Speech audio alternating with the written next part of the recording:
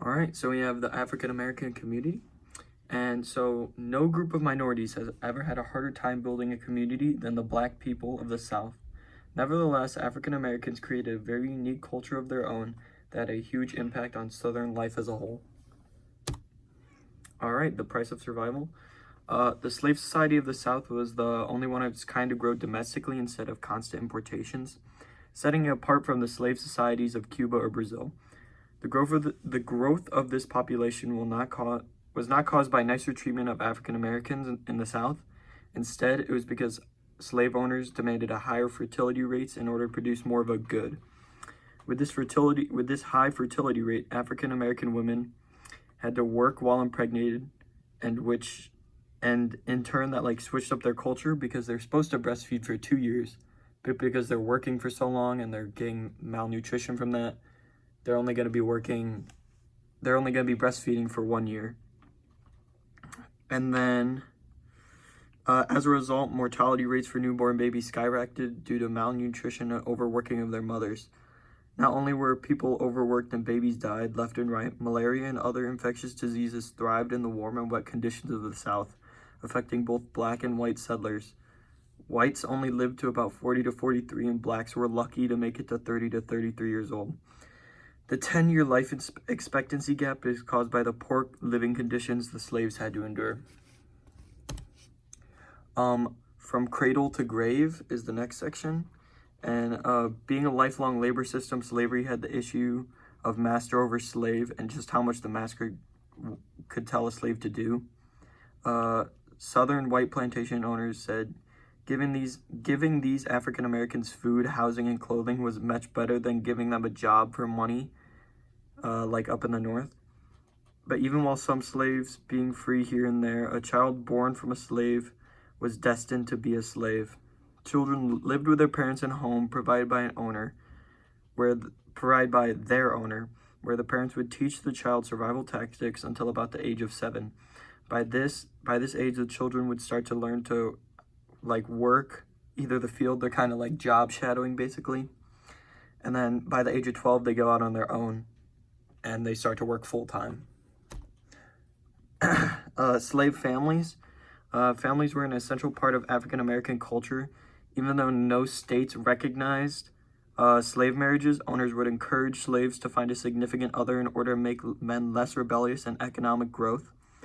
Slave marriages were much different than white ones.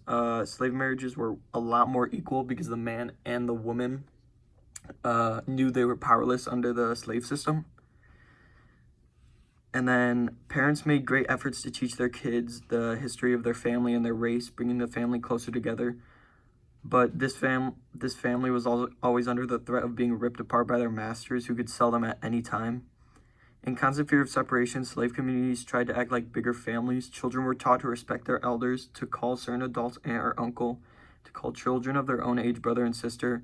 Thus, separated children would be able to find someone to give them comfort during hard times, like if their family got separated. African American religion. Somehow, African American religion managed to survive from the earliest days of slavery. Most whites called it folk belief and tried to stop Africans from practicing their beliefs.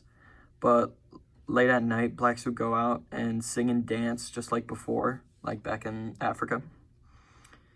And then in the 19th century, these African traditions allowed African Americans to reshape white Christianity in their own distinctive faith. As the Second Great Awakening struck the South in the 1760s, many slaves were introduced to Christianity and often mixed congregations with whites. The transformation was complete when the Second Great Awakening hit the South in the 1790s.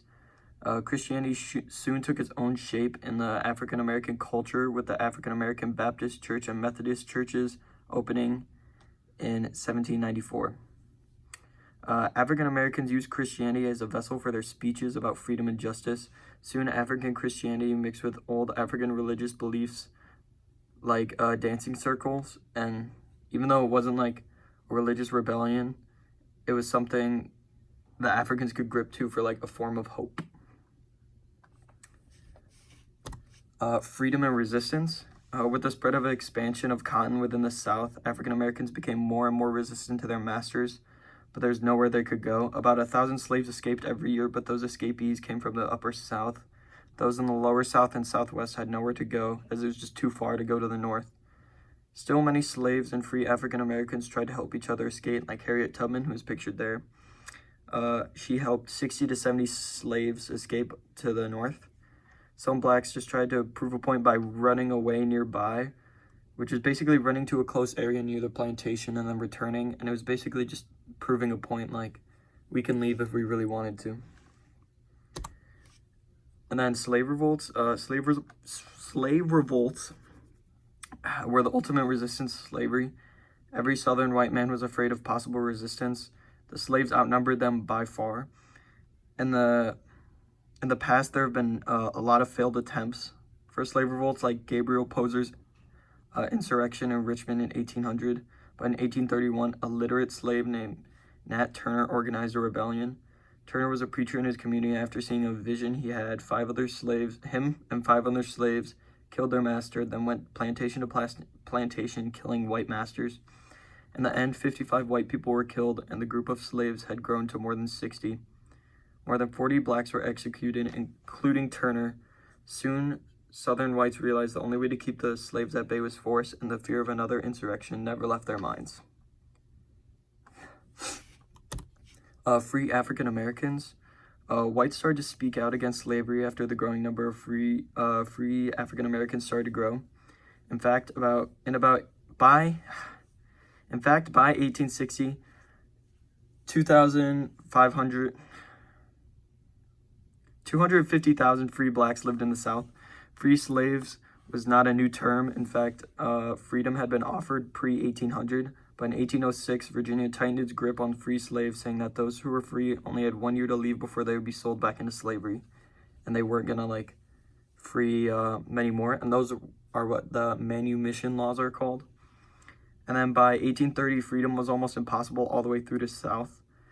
Free black men often lived in the countryside of the upper South, where they could get jobs as farmers or farmer laborers, and black women were only able to get minuscule jobs like street peddling or laundry work. In the 1830s, states also tightened their black codes, or basically laws concerning free black people, which restricted them by, they weren't allowed to carry firearms. They could not purchase slaves unless they were family, and were eligible to be persecuted as if they're slave, which means no jury and or whippings. They were basically stripped of all their Enlightenment ideals except for the one that allows them to own property. And then here are some key terms. Obviously, you see the labor system, slave trade, the Second Great Awakening, and then here's another, and then a fill in the blank. So just pause the video and then fill it in.